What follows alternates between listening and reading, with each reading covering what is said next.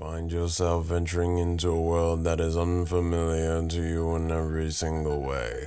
All you have to your name is your wits and a broken phone that has no internet. But wait, you have the MidFall podcast in your hands. Here you can listen to the tales of your three hosts, Luis, Josh, and Jared, as they venture through their own creative woes and whatnots. Get ready to be entertained through your wildest dreams as you conquer and face this new threatening world.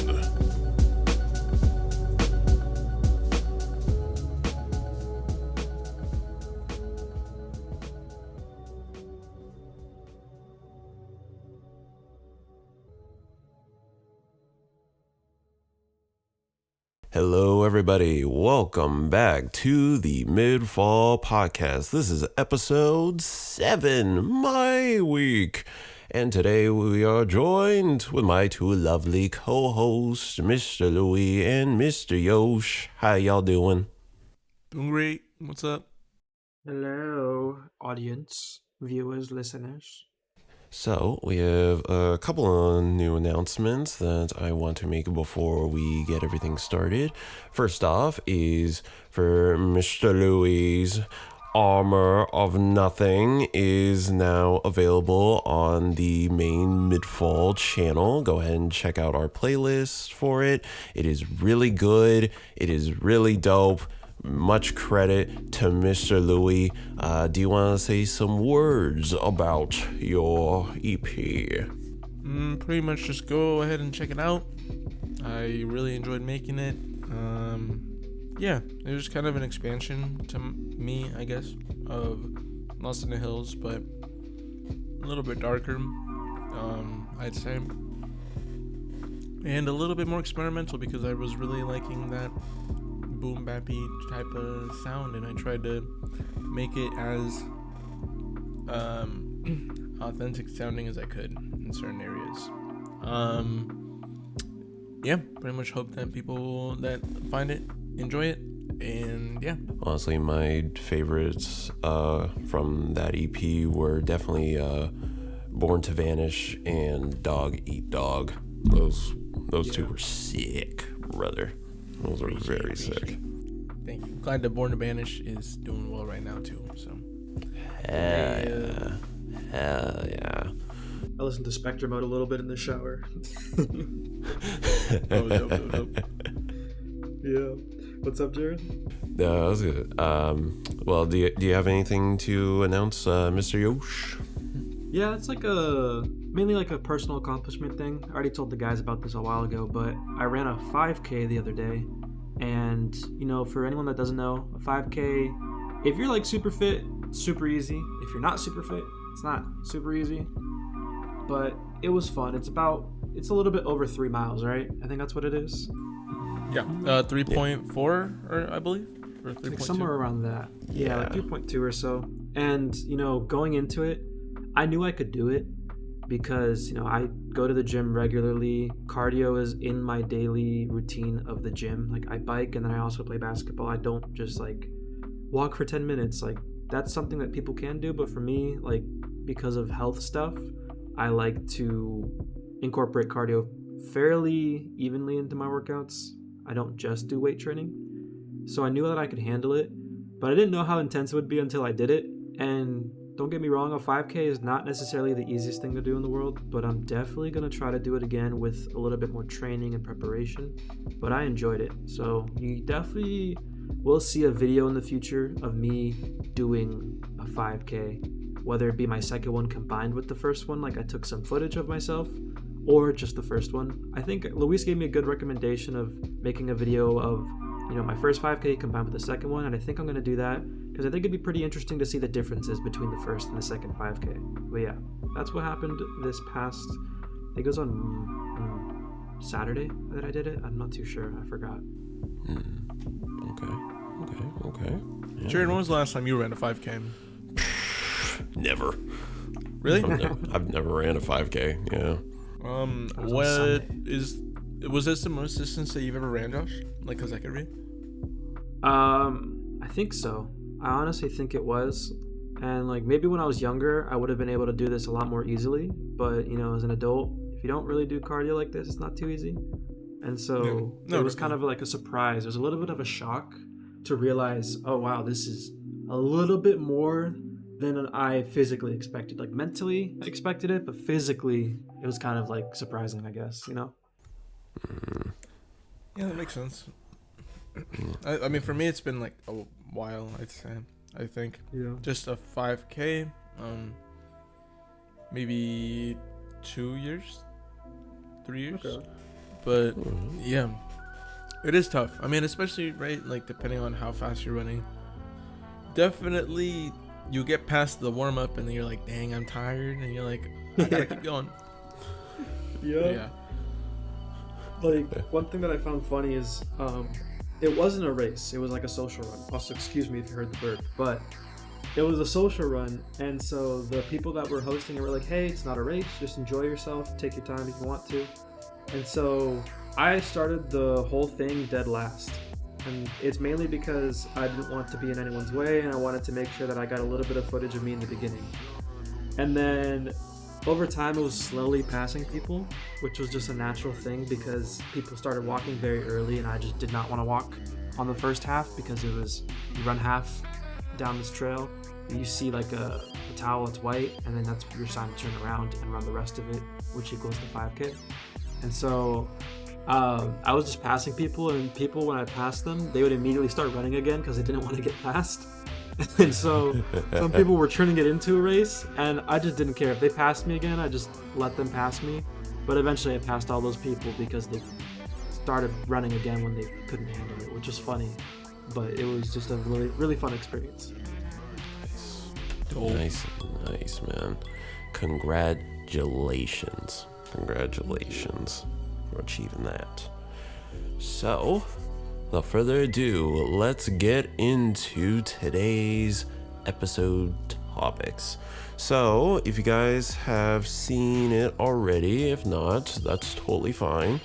We are going to be talking about stories, specifically narrative focus on stories.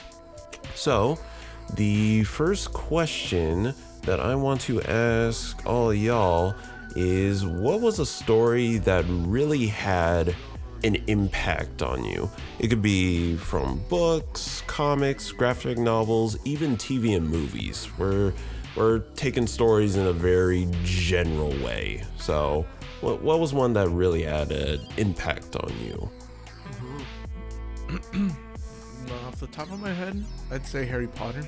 I liked a lot. Not that let me see. I didn't read the books. Okay, first of all, like I was in elementary school as everything was coming out. Not that that's an excuse. I did not like to read, but I watched all the movies continuously, like a lot, especially because I had older sisters, so they really were into it. And I'd say that really got me into it, especially once I noticed that there was a change in atmosphere, like as Prisoner of Azkaban came out. I kind of I don't know, I liked it, I guess, even though I was kind of scared of it, because I remember like I was just telling my girlfriend Jack about it on the car ride over to freaking what's it called? On the car ride over to our friend Max's wedding, which again, congratulations to Max. But because now they're married, so that was dope. I went to tell her about, like, I remember I saw that movie in theaters and I was trying to sit by myself, but then I remember getting scared in certain scenes and going over back to sitting with my parents, because I just sat in like the row in front of them because it was open. So I was like, I'm just gonna sit by myself. And then so I'd say Harry Potter for the most part, but then I mean Dragon Ball is the other one, the simple one that I feel like kind of came to my head. But yeah, Dragon Ball and Harry Potter. Scary Stories to Tell in the Dark. A lot. I used to read that book a lot that's the only book that I read. Economic school all throughout middle school. You know what? Now that you say that, Seamus freaking Kravis had an impact on me. But Dude, let's move on from that one. Let's not bring up. I was about to say Josh Nells, stories. dude. I was a fucking freak, dude. Dude, The shit that I was on back then. Dude, this kid used to like not force anybody, but he'd be like, "Hey guys, let's watch a scary video," and we're like, "Okay," because it's just groupthink. Everyone's like, "Let's do it."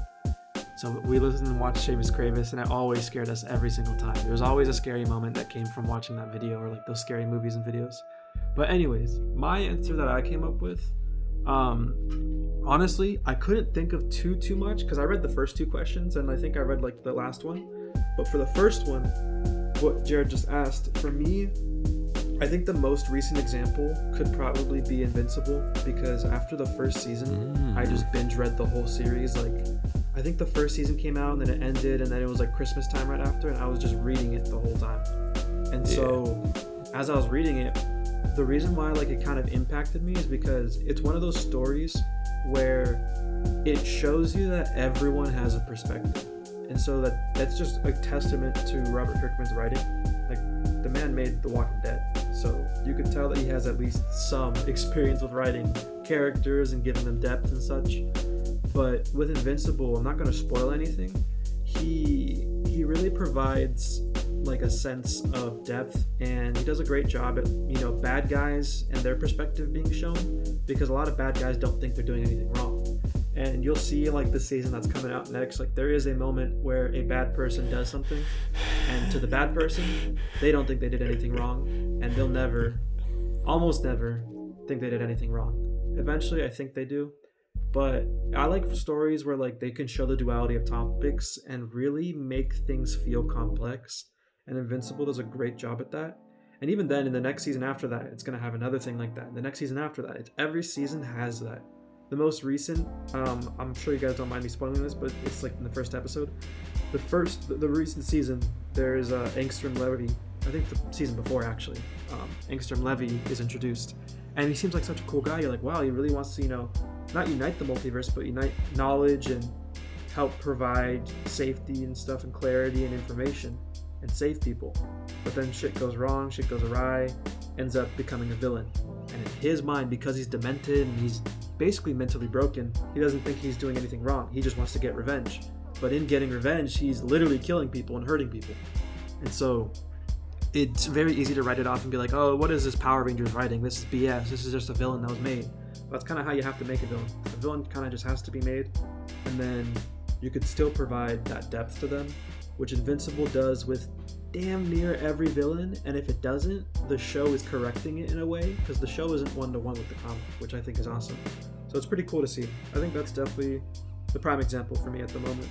Yeah, Invincible does a really good job in not only showing like heroes and villains and their dynamic, but also even showing like the morally gray areas of even both of them. And honestly, with going into the show and writing it with the perspective of the comics, I think that really helps flesh out everything and everyone that's around.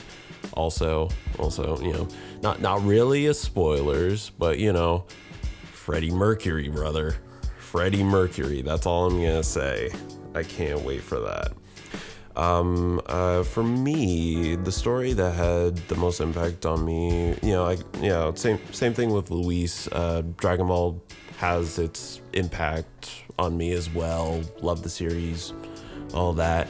But a recent one that really had like a grapple on me when I was reading it was Berserk. Oh my god. You know, if you know, you know. Berserk is a wonderful piece of literature. It is not an easy read, I will say right now. If you are squeamish in any sense, like, do not read it. Do not read it. You will not enjoy it. But the character writing and just what the main character is named Guts and what he has to go through just to even get into a good place is just heart-wrenching. It is so fucking heart-wrenching, but it is a wonderful read. I would really really recommend anybody to read that. But this kind of goes into my second question.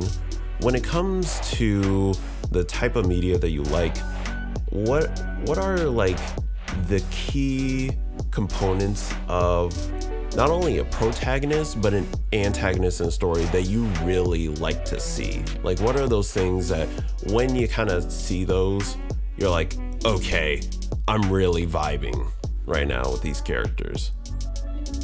I guess like humanity, right? Like just being kind of gray in certain areas, and then also I guess, you know what, I'd say like if it's being told from the perspective of somebody, like having an unreliable narrator is probably something that I kind of enjoy if it's, again, from a singular perspective. And, you know, within an antagonist, you know, likewise, like the humanity, you want to also kind of see a reason as to why people are doing certain things. And also, not only that, but I guess identifying with them in a sense of, if I was in their position, then that would seem the easier route to go, or that would seem like that I would be in that position as well, like type of thing. Not always that it's the easier decision, you know what I mean, but it, you know, that you would be in that position as well, and stuff like that. And again, not because it's like that opens the door for me to be in that position, but mainly it's like the trauma or damage that had to have happened for the character to become an antagonist in this situation. Then like I am probably vulnerable to that as well. That's it, I guess, right? And, you know, likewise for the protagonist, just going back to it, like being able to see both sides of the coin and being able to see like yourself in either position. So yeah. Sonic and Shadow, dude. Yeah, you can see yourself in both positions. Like, yeah, you understand why Shadow's doing it, dude. But you know, just there is kind of that duality and everything, and like, you know, in a lot of situations we do want to see we would rather see the antagonist kind of change sides rather than, you know, just dying outright or something like that. But yeah,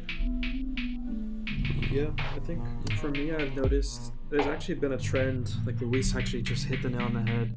I didn't even type this down when I was thinking of my answer for this question, but Luis just brought this up, where people want to see like the antagonist become the secondary character, like Vegeta becoming a good guy, which if it's done right, I'm perfectly fine with that. But when it's not done right and it's forced, that's when I think people get lost in this, where they want to make every, like for Marvel, for example, people want every villain to become an anti-hero. They want Bullseye to become an anti-hero. They want X and Y to become an anti-hero so they can be in this movie for Marvel and stuff like that. And so I think for me, the key component is sometimes being okay with someone being bad, but also being okay with someone switching sides. It really just depends on the author's plan. Like, I'll never be like, oh, the author should have done this. Maybe I'll be like that someday. I can't say I will never. But usually I won't be like, the author should have done this, because, you know, the way that the author plans on finishing their book is the way they plan on finishing it. But it's fun to see how they toy around with that topic of like Vegeta becoming a good guy eventually and helping out humanity and so on and so forth. But my answer to the original question is like, for a protagonist, my key thing for them is like perspective. I don't necessarily think that the protagonist always has to be the good guy. Like, you could be reading a story about an objectively bad guy, but it's his perspective. And as long as the author does a great job at making it easy to like, not necessarily cheer for them, but be on their side while reading the book at least. And like a good example of that is the show You. They do a pretty good job at, you know, you're basically cheering for the guy almost the entire show. You know you shouldn't be, but you're like, oh my god, is he going to get caught at the end of this season? Oh, is he going to get killed here? Oh, is he going to lose here? But the whole time, like, you're thinking all these things, and in the back of your head, you know this is a guy that is a piece of shit, but you're also thinking, dang, I hope he lives. Or dang, I hope he gets out of this situation so the show keeps going, because it's a thriller. It's really nice. It's a thrill to watch or read if you've read the books, I guess. But like, I'm okay with the protagonist being the bad guy. I'm okay with the protagonist being the good guy as long as it's not super juvenile within it. Like, I don't know if I've ever said this to you guys, but one thing I like to do when I watch movies, this is kind of a little bit off topic, but one thing I like to do when I watch movies that makes me think, oh, this is a little bit of juvenile writing, is when they follow tropes a little too much on the head. And in my opinion, Avatar 2, the James Cameron movies, Way of the Water was Way of Water or whatever. It was way too tropey. Like, spoiler alert for anyone who hasn't seen it, you have 2 seconds. Spoiler alert. When the older brother dies, like, come on, who didn't know the older brother was gonna die? You could just tell from a mile away, like, this older brother's too perfect. He's gonna die.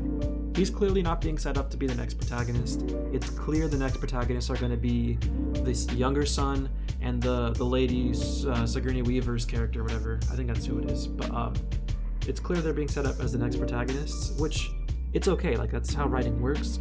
But I like when a story can surprise me. And I'm not the best writer in the world. I'm not the most, avid moviegoer. But to me, it just felt like a little bit juvenile. Like, come on, bro. Like, it was so obvious this was gonna happen. It just didn't sit well with me at first. And then I rewatched it and I was like, okay, whatever. I really don't care. But now for antagonists, I don't think they also have to be the bad guy. Like, I think similar to protagonist, people hear antagonist, protagonist, and they're like, protagonist, good guy. Antagonist, bad guy. Mm-hmm. But it's just not true. Like, if you think about it, Batman, if you read his stories, this is a weird example because I don't read much of Batman, but Batman can be considered the protagonist because we're following him. But then if you think about it, not only is like the Joker or Bane the antagonist, the police are technically the antagonist as well because they try to chase after him and stop him and stuff like that. And they're portrayed as the antagonist for a little bit in the Batman, the recent one with Robert Pattinson, which is pretty cool. Now, one thing I really hope stories like to do, and Dragon Ball Z is a great example of this, Naruto is also a really good example of this, is introducing deuteragonists, which is like the secondary character. Naruto is the protagonist. Sasuke is the deuteragonist. And a lot of people don't realize that. They like to look at Sasuke and be like, he's the antagonist. And maybe he's the antagonist for a little bit, but he's still the deuteragonist. He's still the second guy, the second main character, essentially, which I think is super cool. I love when stories don't just go A and B. This is guy A, this is guy B. They say, oh, but there's also guy A.1 or AB, you know what I mean? Like, this guy is more than just the protagonist's best friend or what the protagonist considers to be his best friend, you know? Which I think is cool. Yeah. Dang, y'all been answering my future questions here too. Jeez. Man. Oh, no, y'all brought in some wonderful, wonderful points. Wow. One very quick thing that I just want to also mention is, like, that's why I also really like Attack on Titan, right? Because at some point you're watching and then you realize that you're like, oh shit, wait a minute. I'm not watching the story like I'm watching this, like, from a creator's perspective, or like, you're actually seeing it through Aaron Yeager's freaking perspective. And then when you're like, oh shit, like, there's actually two sides to this, and it's just like, okay, that's crazy. Yeah. But they did a really good job at also, having that, like, that binary and whatnot, that distinction. Mm-hmm. Yeah, just taking it away. Yeah. Sorry, yeah. No, you're all good. Yeah, seeing that flip, just kind of like almost out of nowhere, is just like, oh, whoa. You don't really see that much in stories anymore. I think for me, at least, one of the key components I want to see, especially in a protagonist, is that I want them to be imperfect. Like, I want a flawed protagonist. That I feel like that is an important requirement when creating certain characters is that you have to give them flaws. Otherwise, they're just gonna be like Mary Sue's. And if you don't know what Mary Sue's are, they're basically like these perfect characters. Nothing's wrong with them. They're like the most broken type of like character around. Nothing can harm them. Shit like that. And it takes away because obviously, one, nobody's perfect. Nobody should ever be perfect. And two is that it adds wonderful dynamics within the story when not only them interacting with the greater world, but the greater world interacting and affecting them. And I find that to be way more intriguing to even see like where are we going with this and what are they thinking. When it comes to antagonists, I feel like antagonists are such a interesting thing because what Josh was saying earlier about the idea of an antagonist doesn't necessarily have to be the bad guy. They can just be, just the person that's going against the protagonist, and that doesn't necessarily mean that they are evil or anything like that. They could be somebody depicted totally differently. And it's weird because I like the idea of a complex villain who has like all these different motivations for what they're doing and kind of make you question like, are they necessarily a bad person for this? And that's where that kind of goes into the antagonist perspective. But also, I really like just a dick villain, like just a guy who's just doing it for the fucks, You like to see both sometimes, right? Like you like to see like the pure Superman who doesn't go like, beyond his word or whatever. And then you also like to see the villain who's just like, oh, there's no reason. It's just, it just is. It's just I'm a dick, whatever. Yeah, exactly. So, you like to see both sometimes because then you're like, because one is a reminder that both exist, right? Like it's just, yeah, exactly. Yeah. So because you want to see the extremes. Sorry. Yes. But you like to see the extremes. Exactly. I think there needs to be a very important kind of balance to it. There has to be somewhat of a balance to it. If you're gonna have like multiple antagonists, there should be a balance to having ones that are in that kind of morally gray kind of perspective and other ones are just fucking bad. I love that shit.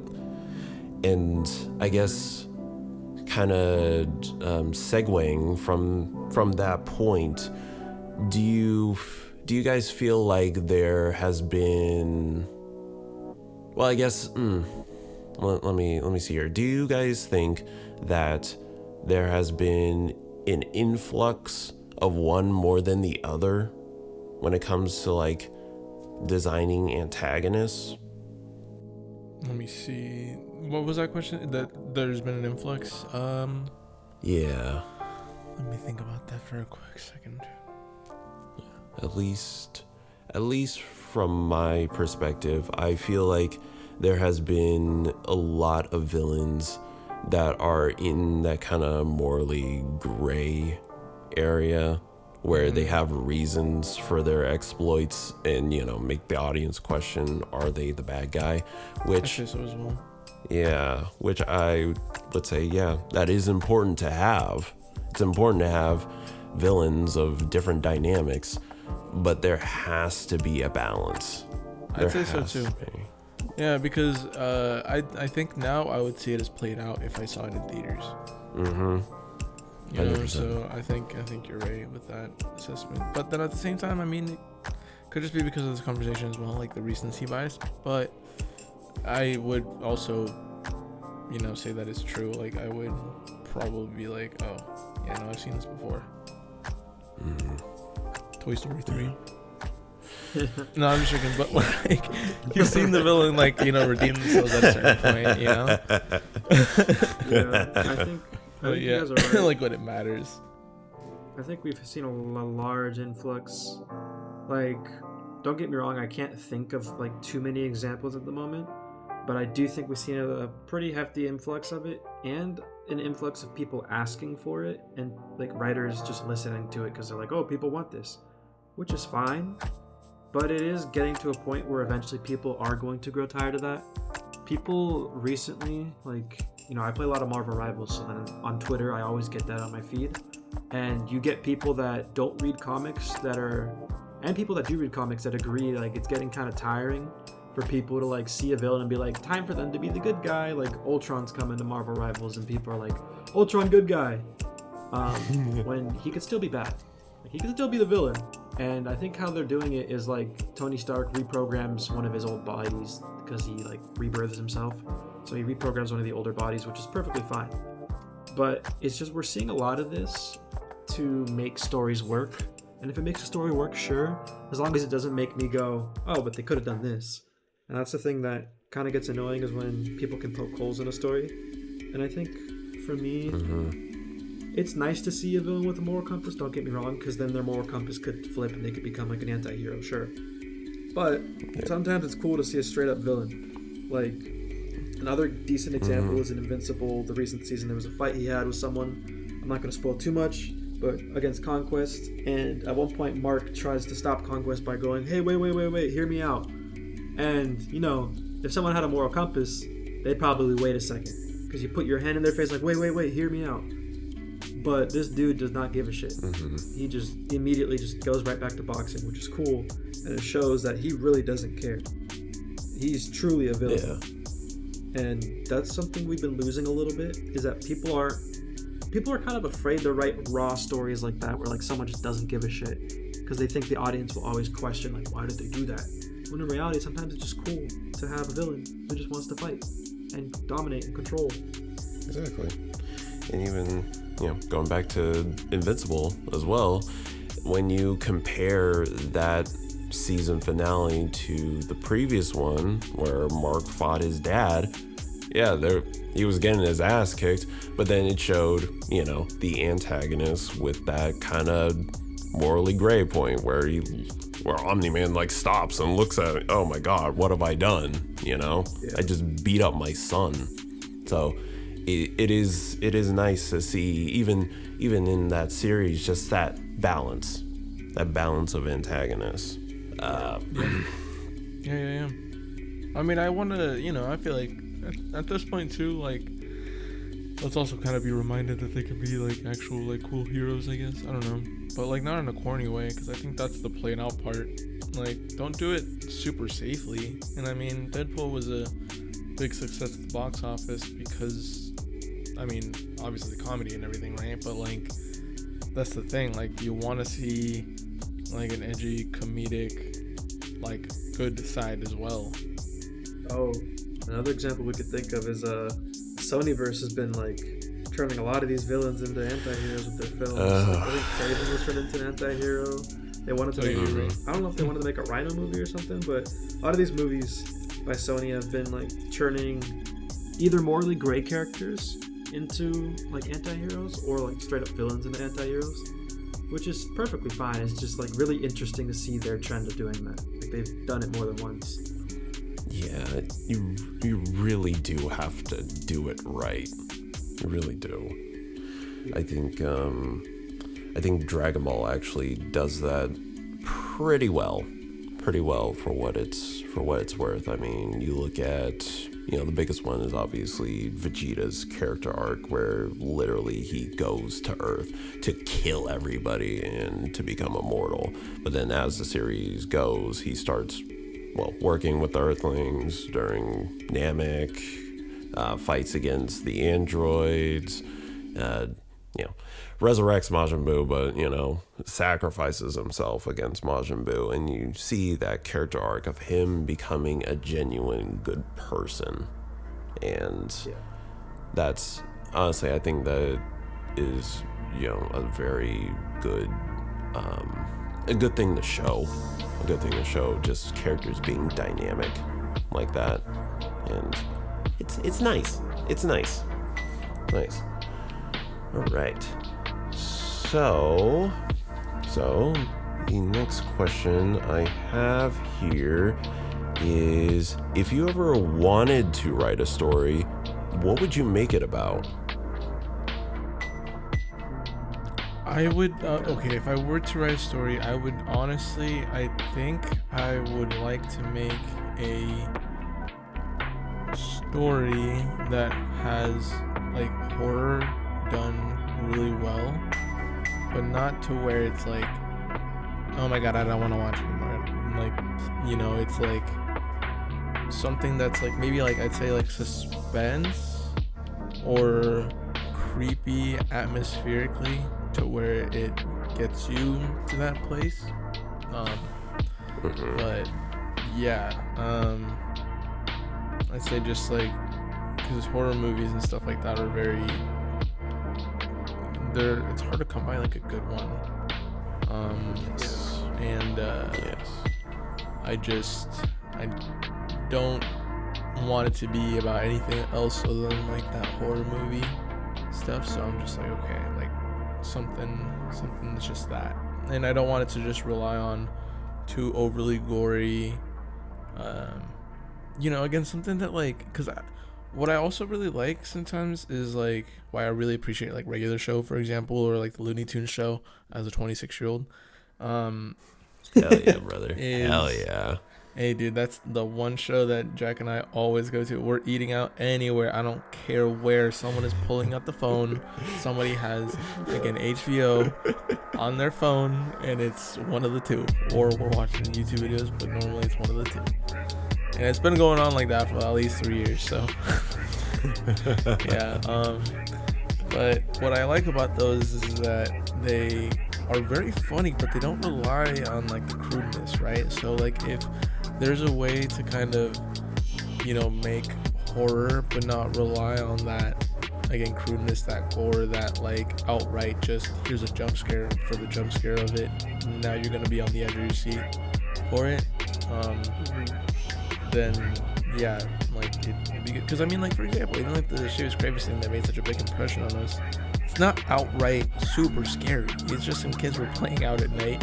They got told by their friend, I got told I shouldn't go there anymore because there's a guy that, you know, used to roam there.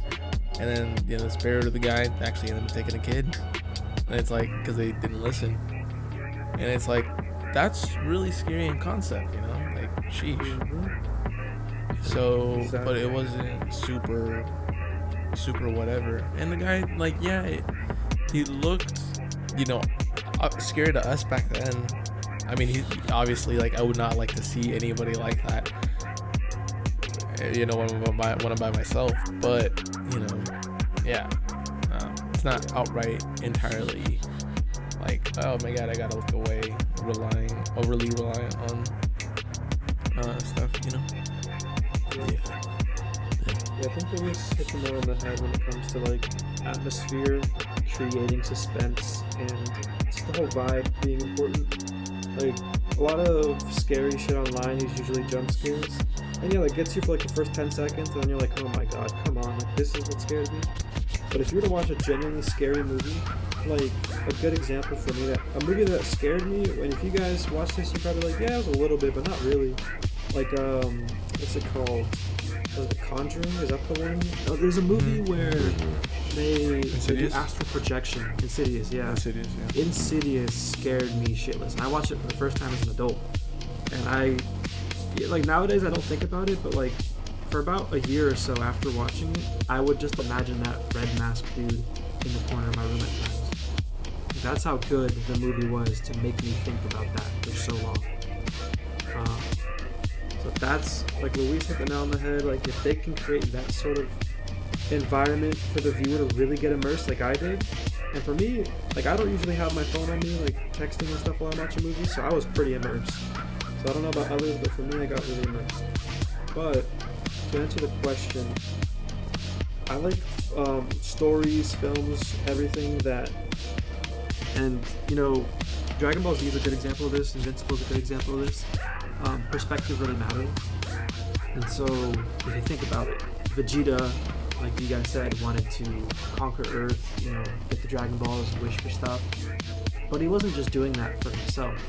If you think about it, he was doing it because he wanted to usurp Frieza. Frieza is the person that destroyed his whole planet, his people. Yeah, he was technically working for him, literally, but if he could do anything to escape him, he would do it.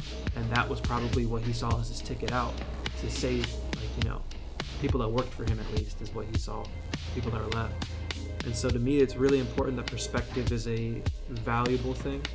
And there was a story I have in mind that I haven't gotten to writing yet, and I've told this to Jared and Luis. I'm not going to say too much and not spoil it, because I don't want to leak it and get stolen or ripped. But it's like an adventure story where, people go from planet to planet, and they realize that some planets don't want to be saved.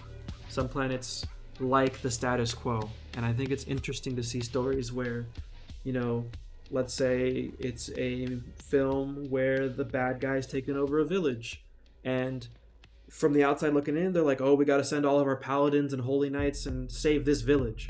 And then they get to the village, and the village is like a safe haven. It just so happens the bad guy, for them to have that safe haven, he has to drink their blood, for example. They have to send one person, let him drink their blood once a week or something. He doesn't kill them, but he drinks their blood. And then that's just, the village doesn't want anyone to mess with the status quo, but the holy people are like, oh no, we gotta save the village. It's a random example. I think it happened a manhwa or something like that, actually, now that I think about it. I forgot what it's called, but it's one where the main character can redo a story for the day or something like that. Every time he dies, he redoes the day or something. But anyways, to me, it's interesting when stories really highlight that sometimes people are okay with the status quo, sometimes people are not okay with it, or something like that. And I think it's cool to see that the good guys could really fuck up with people's daily life, even if they think they're saving them in the long run. The people who have that as their daily life might not like that. And I think the stories that can highlight stuff like that are really cool. I know Invincible kind of does that at some point without spoiling, but it's going to do something like that, which I think is cool. Yeah, when you were describing that, it kind of reminded me of two different places. Doctor Doom in his home country, Latveria, where the heroes are like, oh my god, this is Doctor Doom, but really he's actually a pretty chill leader. They just gotta do what he says and everyone's fine. Or even Darkseid in his homeworld of Apocalypse and all that, where he's enslaved everyone there, but they're oh, don't hurt our master, he's our master, don't hurt him. It is cool to see that, because you really don't expect it. You really don't expect it like that. Exactly. Well, I guess for me, you guys know I've been working on something, for a little bit. But the story that I've always wanted to write was, recently I've been writing a story about magic, whatnot, wizards and shit. You could see the influence in the MidFall podcast screen right now, but it's a story pretty much about these two girls joining a group of wizards and then going on some wacky adventures and whatnot. And I always wanted to. It's a very hard thing to do, because you gotta keep some level of consistency, but the idea of a shared universe kind of story, it's Invincible has it with its comics. If you didn't know, Invincible has the main one, but also more comics just about characters around that as well. It's really interesting to see it. Yeah. There's, the biggest ones are obviously, Marvel and DC and what they do with all their different characters. But I wanted to basically create a series where each one is in a different time period, and each one influences the next and the next and the next after that, with whether it be like its power system, the events that happen, certain characters being in one going into another, that kind of stuff, making it feel lived in, and yeah, that's always something that I've wanted to write. I've always wanted to write that kind of stuff. So yeah. Hell yeah. Nice. I'm looking That sounds forward cool. to reading it. Looking forward. Yeah. Seeing a comic book of it or something. Hell yeah, brothers. I just wrote I actually just finished like an outline of it yesterday, and honestly, I went too far into a fucking rabbit hole about it, bro. Jesus Christ, like. But you have like, multiple books planned at this point, then, right? So far, yeah. So far, I'm hoping to get at least like 5 out of this. So, fingers crossed. When I drew like a basic outline for the story idea I mentioned earlier, I ended up like, it was very brief. Maybe not as detailed as yours, but it was so brief, but detailed enough to where I was like, dang, I could really like separate this into X amount of stories or books or something. That's crazy. Hell yeah, brother. Hell yeah. I also did even talk about that. I love the idea of, a story, where it ends influencing, the next, like right after. For example, like how Dragon Ball actually does it, where the Saiyan Saga, everyone's dead, so, the next obvious answer would be, okay, we're going to Namek to revive everyone, or when going to Namek to the androids, where, Frieza's coming to Earth to kill Goku and his friends, but then, Trunks comes in and kills him and tells him about the androids and all that. I love it when it, like, continues like that. It has continuity. I love that. Mm-hmm. Yeah, I agree. It's pretty beautiful writing. Especially with like seat of the pants writing with Toriyama, like pretty good. But that's all I got. That's all the questions I have for this episode. Do you guys want to say anything before we start closing it off here? Yes. No, sir. Oh, yes, sir. I do. I want people to know that Jared's story, when it comes out, you better read it. When my story comes out, you better read it or else. Yeah. No, I'm kidding. Look forward to those. It's going to be a while, at least for mine. I'm not too sure about Jared's, but for mine, it'll take a very long time. I do think it's going to be worth the read. I think it's really interesting to see stories start from like book format to comic format to then like film or TV show or whatever, or animation. So I think it's really cool to like see the step-by-step process, which path the person takes. So it's going to be interesting to see whether Jared takes it through like the novel route, then maybe the comic book route, or comic book then novel, etc. Because I've seen a lot of like manhwas and mangas, for example, where a lot of them, manhwas, for example, start as light novels in Korea. Like Solo Leveling was a light novel of some sort. I think that's what it's called. Oh, really? For Korean books. Yeah, Solo Leveling was originally a light novel, I believe. And then it became the manhwa, excuse me. And yeah, that seems to be the path that some people take. It's probably going to be the path that I take, for example, where it just starts off as a novel, no pictures or very minimal pictures. Because, it ain't cheap to make a book. It ain't cheap to get all those drawings or have an artist by your side. So we'll see how it goes for mine. But I'm really looking forward to reading Jared's work. Yes, sir. Likewise. Yeah, so just very quickly to keep streaming Armor of Nothing, please. Look out for the new series that Jared has coming out tomorrow as well. And freaking not only that, let me see, new EP this month. There should be one. Well, there is, right? But yeah. And that's it. That's pretty much it. Hell yes. Support your indie artists. Support them. Yes, sir. Yes, sir. Dexter's Noir, you guys can still stream that everywhere. And yeah, we will see you guys on the next one. Unless Jared, do you have anything else to say? No, that's Links about down it. below.